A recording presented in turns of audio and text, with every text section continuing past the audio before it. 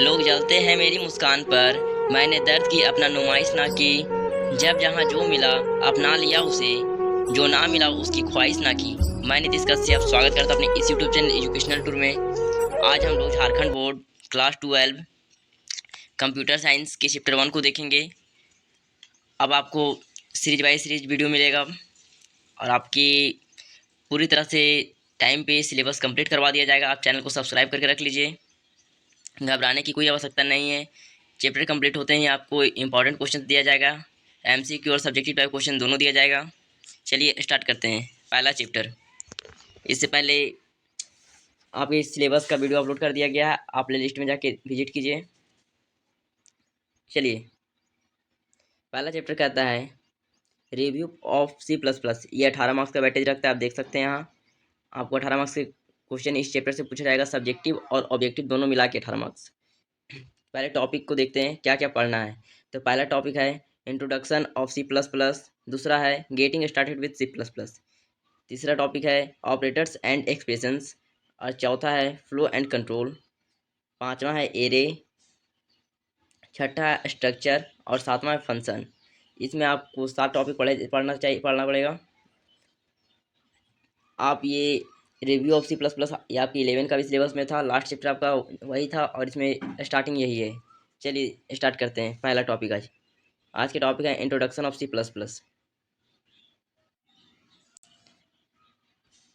Introduction of C++। अगर आपको notes चाहिए तो आप मैसेज कीजिए, व्हाट्सएप पे मैसेज कीजिए 9153477188। आप इस पर मैसेज कीजिए, आपको कंप्यूटर साइंस का नोट्स भी दिया जाएगा। चलिए वीडियो को स्टार्ट करते हैं। सी C++ is a programming language. C++ जो हमारा है ये एक प्रोग्रामिंग लैंग्वेज है, प्रोग्राम को बनाया जाता है इसके द्वारा। चलिए C++ is known as a OOP। C++ को हम लोग OOP के नाम से जानते हैं, जिसका फुल फॉर्म होता है ऑब्जेक्ट ओरिएंटेड प्रोग्रामिंग लैंग्वेज। आपको इसका फुल फॉर्म यही हुआ, ऑब्जेक्ट ओरिएंटेड प्रोग्रामिंग। आपके क्वेश्चन में ये भी पूछा जा सकता है OOP का मतलब फुल फॉर्म क्या होता है, और आपका नेक्स्ट चैप्टर जो है चैप्टर 2, उसमें OOP के बारे में पढ़ना है। चलिए आगे बढ़ते हैं। The C++ programming language was developed by Bjarne Stroustrup in 1980। जो हमारा C++ प्रोग्रामिंग लैंग्वेज है, इसको कौन बनाया था या डेवलप किया था, तो बजरने अस्ट्रोस्ट्रप। वेरी वेरी इंपॉर्टेंट क्वेश्चन है, आप इसे नोट डाउन कर लीजिए, हाईलाइट कर लीजिए ताकि आपको जरा सा दिक्कत ना हो। और कब किया था, तो 1988। कहाँ पर, AT&T लेबोरेटरीज का नाम है। चलिए आगे बताते हैं।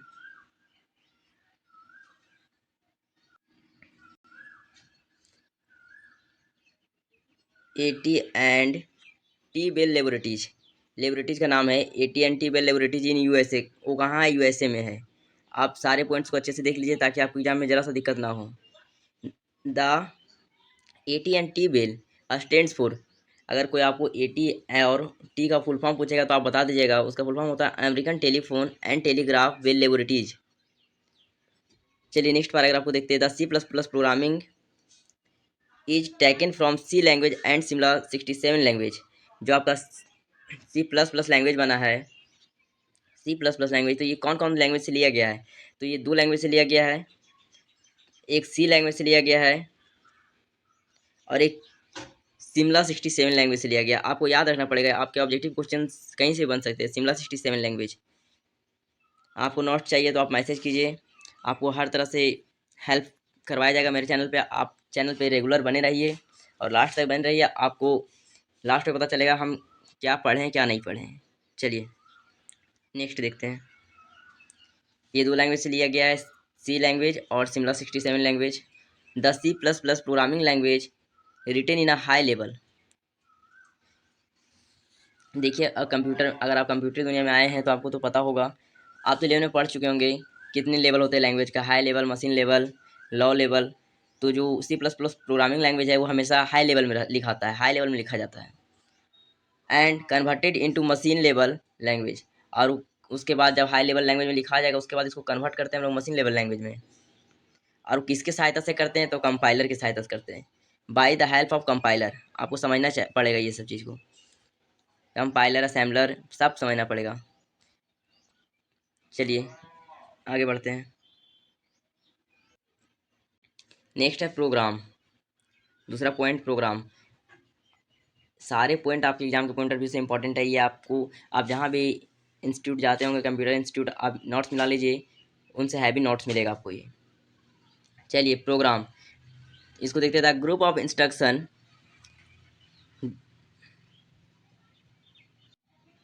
that can be executed by computer to program perform from the specific task is called program. The group of instruction, जो निर्देशित समूह रहता है, कैन बी एग्जीक्यूटेड, यहाँ और रन कर दीजिए, आप रन भी कर सकते हैं, मतलब चलाया जा सकता है, बाय द कंप्यूटर परफॉर्म, जो कंप्यूटर के द्वारा चलाया जाता है, उसके परफॉर्मेंस के आधार पे, और स्पेसिफिक टास्क दिया जाता है, तो उसको प्रोग्राम कहते हैं। आप एक प्रोग्राम जो आपके घर मोहल्ले में होता है वो प्रोग्राम नहीं समझना है, जो हम निर्देश देते हैं उस पर जो काम करते हैं उसको, उस प्रोग्राम की बात हो रही है यहाँ। चलिए नेक्स्ट अगला पॉइंट देखते हैं, ये भी इम्पॉर्टेंट है, स्ट्रक्चर ऑफ प्रोग्राम। अब प्रोग्राम का स्ट्रक्चर देखना है आपको।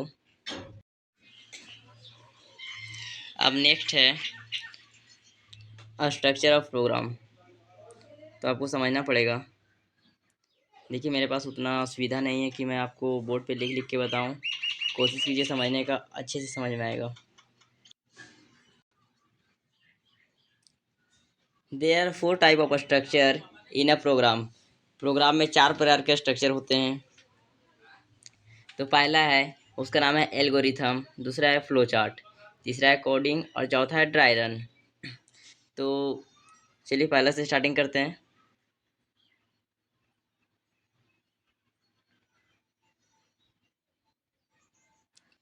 एल्गोरिथम, ये भी आई पहले से मार्क किया हुआ, आप भी मार्क कर लीजिए।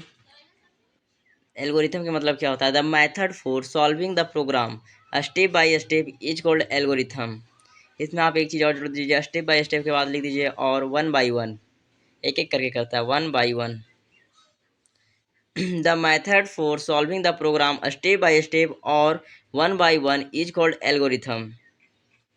जो प्रोग्राम को सॉल्व करता है स्टेप से, एक एक करके, एक बाय एक और स्टेप बाय स्टेप, स्टेप गड़बड़ नहीं होगा, तो उसको बोलते हैं एल्गोरिथम। चलिए एग्जांपल को देखते हैं किस प्रकार सॉल्व करता है ये। देखिए पहला स्टेप में स्टार्ट करता है, कोई प्रोग्राम रहेगा उसको स्टार्ट करेगा। दूसरा स्टेप में उसमें इनपुट और एक्सेप्ट करवाया जाएगा डाटा को, जो भी डेटा आप दीजिएगा कंप्यूटर को प्रोग्राम में, तो दूसरा स्टेप में इनपुट करेगा। तीसरा में अप्लाई द फॉर्मूला, जैसे आप दिए हैं ए प्लस बी के फॉर्मूला पे आधार पे दिए हैं, यहाँ 3+5 करना है, तो तीसरा स्टेप में अप्लाई होगा फॉर्मूला। आगे आगे क्लियर समझ में आएगा जब प्रोग्राम आपको बनाने के लिए देंगे, समझाएंगे उस समय, आपको रन करके भी बताएंगे हम। डोंट वरी, आप ज़रा सा चिंता मत कीजिए, सिर्फ आप वीडियो पे पूरा बने रहिए। फिर तीसरा स्टेप में अप्लाई कीजिएगा फार्मूला को। फिर चौथा स्टेप में आइएगा तो आउटपुट और डिस्प्ले द रिजल्ट, तो फिर आपको आउटपुट देगा। चौथा स्टेप में आप आइएगा तो आपको रिजल्ट देगा, वो आउटपुट दे देगा। और पाँचवा स्टेप में फिर प्रोग्राम स्टॉप हो जाएगा। चलिए देखते हैं इसी प्रकार प्रोग्राम को। आप नोट करके अपने कॉपी में एक पॉइंट और लिख लीजिएगा नोट में। एल्गोरिथम में इनपुट करने के लिए वेरिएबल का प्रयोग होता है। जब भी आप इसमें इनपुट कीजिएगा कोई भी, इसमें वेरिएबल का प्रयोग किया जाता है, वैल्यू का प्रयोग नहीं किया जाता है। चलिए देखते हैं। क्वेश्चन कहता है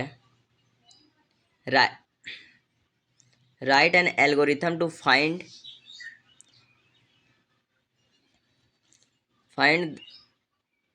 सम ऑफ द टू नंबर, दो नंबर का सम फाइंड करने के लिए बोल रहा है। तो देखिए पहला स्टेप में क्या होता है, प्रोग्राम यहाँ से स्टार्ट हुआ, पहला स्टेप, पहले प्रोग्राम स्टार्ट होगा, ये तो आपको ही पता है। फर्स्ट स्टेप में आप इसको याद कर लीजिए, 2-4 बार प्रैक्टिस कीजिएगा तो आपको आसानी से याद हो जाएगा। आपको 95+ मार्क्स दिलाएंगे कंप्यूटर साइंस में। आप ज़रा सा चिंता मत कीजिए, प्रैक्टिकल आपके स्कूल पे डिपेंड करता है, लेकिन अगर प्रैक्टिकल सही से दिया तो 95 आप चिंता मत कीजिए, उतना के आसपास से आपका मार्क्स रहेगा। चलिए पहला स्टेप में प्रोग्राम स्टार्ट होगा। दूसरा स्टेप में एक्सेप्ट टू नंबर या इनपुट टू नंबर, तो आप दो नंबर दिए तो मानिए पहला ए दिए और दूसरा बी दिए, ए और बी दिए। तीसरा स्टेप में फार्मूला इस्तेमाल होगा। तो आपको क्या फाइंड करना है, सम। तो सम के लिए क्या फार्मूला होता है, तो applying formula sum equal to a plus b, जो आपको बता रहे थे अभी। फिर स्टेप 4 में आ जाइए, तो display the result and sum. तो इसका जो रिजल्ट रहेगा वो आएगा, और लास्ट में जब पाँचवा स्टेप आएगा तो स्टॉप हो जाएगा प्रोग्राम। चलिए, ये हो गया इसका एग्जाम्पल। अब नेक्स्ट टॉपिक को देखते हैं। स्ट्रक्चर का दूसरा है फ्लो चार्ट। फ्लो चार्ट का क्या काम है, the graphical representation of an algorithm is called flow chart. जो भी प्रोग्राम आपका एल्गोरिथम में बनेगा उसको ये ग्राफिकल रिप्रेजेंटेशन के रूप में दर्शाएगा, ग्राफिकल रिप्रेजेंटेशन। तो इसी को बोलते हैं आप फ्लो चार्ट। आप याद कर लीजिए, जो ग्राफिकल रिप्रेजेंटेशन को दर्शाता है उसे बोलते हैं फ्लो चार्ट। इससे आपके ऑब्जेक्टिव क्वेश्चंस बनते हैं, इसलिए आप अच्छे से पढ़ लीजिए। मस्ती भी करते जाइए और पढ़ते भी जाइए, धीरे धीरे पढ़ते जाइए। कम कम पढ़िएगा तो लास्ट में असर नहीं पड़ेगा, अगर नहीं पढ़िएगा तो लास्ट में बहुत ज़्यादा दिक्कत होगा। चलिए, इसका बहुत सारे साइन होते हैं। There are many different types of shape are use in the flow chart. और एक ग्राफिकल रिप्रेजेंटेशन को दर्शाने के लिए इसमें बहुत प्रकार के शेप का यूज किया जाता है।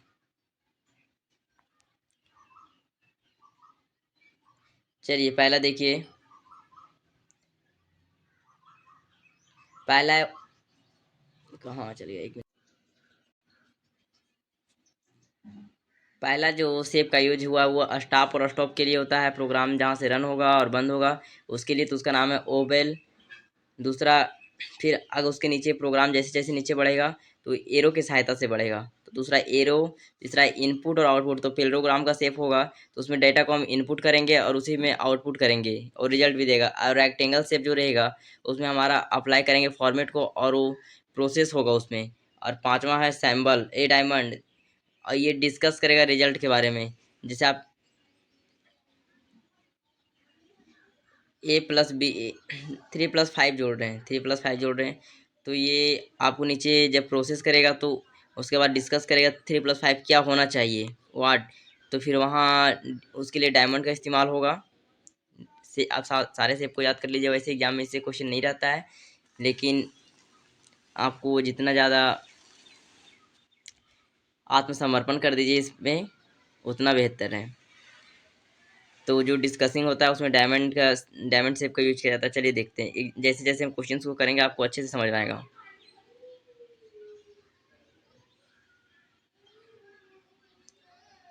जो जो शेप का ज़्यादा यूज है उसी के बारे में मैं बताऊंगा। स्ट्रक्चर ऑफ फ्लो चार्ट, तो ओवल से स्टार्ट हुआ है। एक्सेप्ट द डाटा पेलोग्राम में रहेगा। अप्लाइंग फॉर्मेट रेक्टेंगुलर शेप,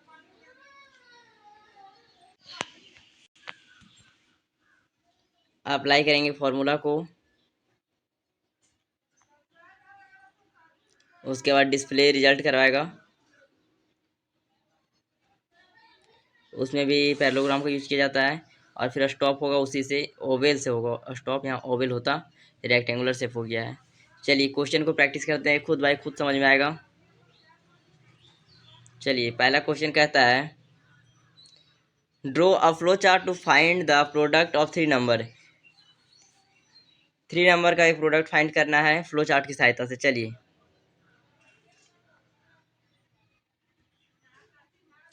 पहले आप स्टार्ट कीजिए ओवेल से।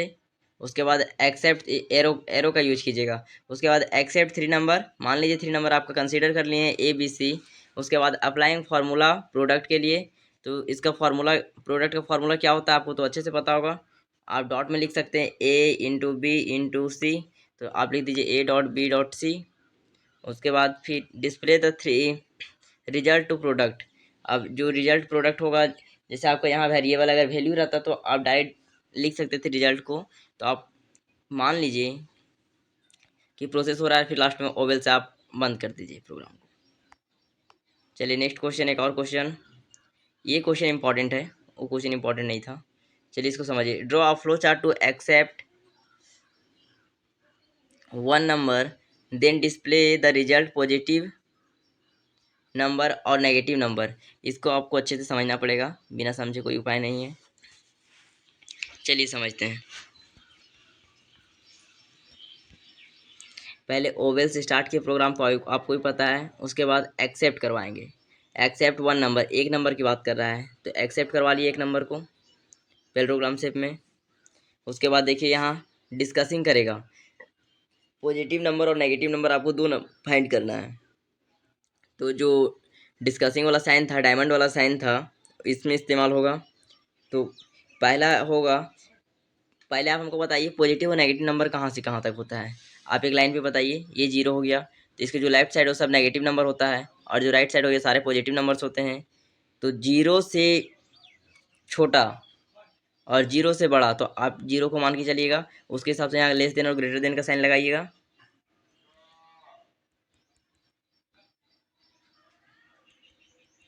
वही हिसाब से, तो 0 से जो छोटा है वो सारे आपके,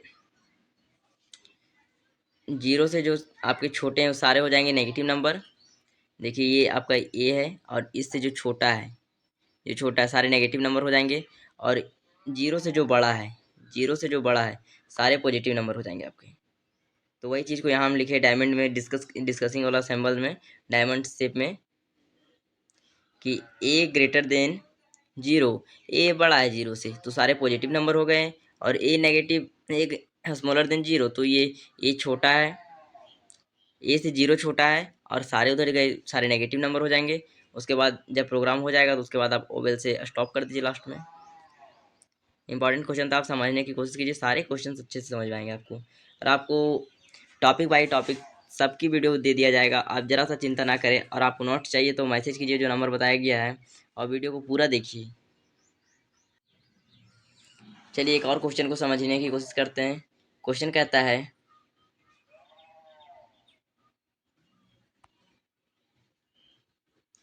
draw a flow chart to accept और 1 नंबर देन डिस्प्ले पास और फेल। यहाँ पास और फेल वाला सिचुएशन आ गया है। तो पहले आप प्रोग्राम को स्टार्ट कीजिए ओवेल से, स्टार्ट लिखिए और ओवेल लिखिए। उसके बाद एक्सेप्ट 1 नंबर करवाइए, 1 नंबर की बात कर रहा है तो मान लीजिए ए है 1 नंबर, आपको कंसीडर करके चलना पड़ेगा। उसके बाद आप यहाँ डायमंड शेप का इस्तेमाल कर सकते हैं। अब आपको पता होगा अगर आपके 100 अंक के पेपर है तो उसमें कितने अंक में पास और फेल होता है, तो 33 अंक में पास और फेल होता है। अगर 33 से कम मार्क्स रहा तो वो स्टूडेंट्स फेल हो जाएंगे, और 33 या 33 से ज़्यादा मार्क्स रहा तो वो स्टूडेंट पास हो जाएंगे। आपको इस चीज़ को समझना पड़ेगा। तो वही चीज़ है, अगर 33 और 33 से ज़्यादा रहा तब पास होंगे। तो देख लीजिए, मान लीजिए ए ग्रेटर देन 33, तो 33 से ए बड़ा है, और यहाँ इक्वल टू का साइन लगाएंगे तो हो जाएगा 33 रहा और उससे अधिक रहा तब पास। तो वहाँ वहाँ वही किया गया है, ए ग्रेटर देन इक्वल टू 33, तो पास हो जाएगा स्टूडेंट, और ए लेस देन 33, तो ये 33 से जो कम है तो इसमें फेल हो जाएगा। फिर आप स्टॉप कर दीजिए प्रोग्राम को आगे, पास फेल लिख के। चलिए नेक्स्ट एग्जाम्पल को समझते हैं। एक और क्वेश्चन है, चलिए इसको समझ लेते हैं।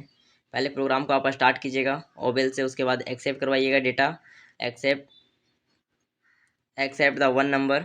उसके बाद यहाँ आपको इवन और ओड छाटना है। तो इवन नंबर क्या होता है, इवन नंबर आपका होता है जो 2 से विभाजित हो जाता है, जो 2 से आपको भागा चला जाएगा वो हो जाएगा इवन नंबर, और जो 2 से भागा नहीं जाएगा तो हो जाएगा ओड नंबर। तो आपको इस चीज़ को समझना पड़ेगा। तो ये वही चीज़, अगर ए माने हम यहाँ तो उसके बाद डिस्कशन के साइन में डायमंड का साइन ले लीजिए, और उसमें ए डिवाइडेबल बाई 2 इक्वल टू 0। अगर आपका रिमाइंडर 0 आता है तो आप समझिए कि आपका वो इवन नंबर है, और रिमाइंडर 0 नहीं आता है तो आप समझिए 2 से भागा देने पे अगर रिमाइंडर 0 आता है तो आप समझिए इवन नंबर है। अगर 2 से भागा देने के बाद अगर आपका रिमाइंडर 0 नहीं आता है, शेषफल 0 नहीं आता है, तो वो आपका ओड नंबर हो जाएगा।